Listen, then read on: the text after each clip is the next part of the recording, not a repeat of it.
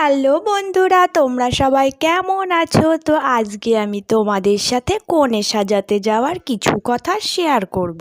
তো ফার্স্টেই আমি টলি ব্যাগ ও রিং লাইটটা গুছিয়ে নিচ্ছি, কারণ হচ্ছে রিং লাইট না নিয়ে গেলে না খুবই আলোর সমস্যা হয়।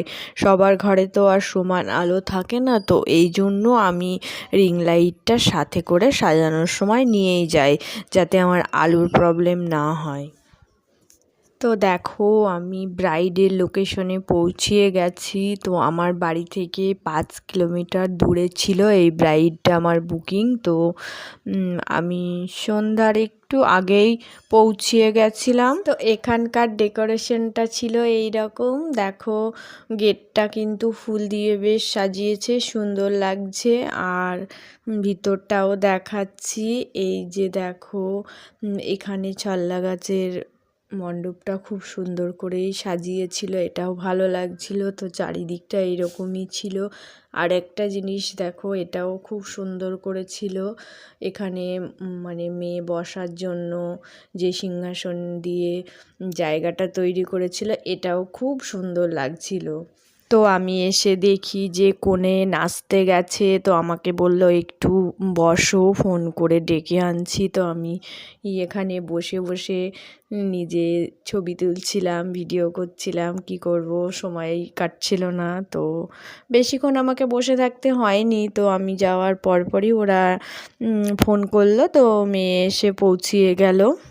তো আমি দেখো তোমাদেরকে দেখাচ্ছি এই যে কোণে। তো কি হয়েছে বলো তো, এই ব্রাইডটা সাজাতে আমার একটু প্রবলেম হয়েছে, কারণ হচ্ছে নিজে থেকেই আমাকে বলছিল যে দিদি ভাই, আমার স্কিনটা না এই কদিনে একটু খারাপ হয়ে গেছে। কারণ বলল যে আমি ফেসিয়ালটা করিয়ে এসেছিলাম।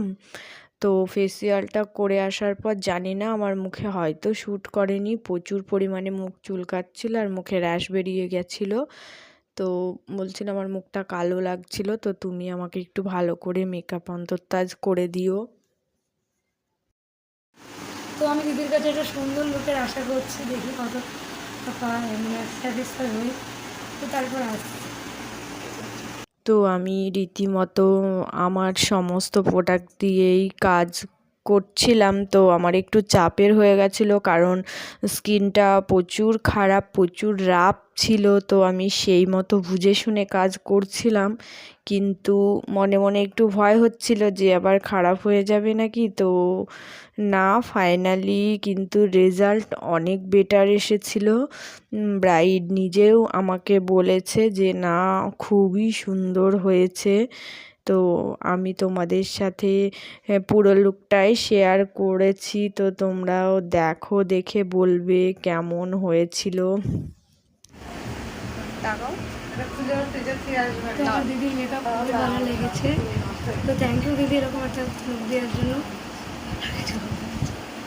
তো আমার মিষ্টি ব্রাইডকে কেমন লাগছিল আর আমি কতটা সুন্দর কাজ করতে পেরেছি, এটা তোমরাও বলবে।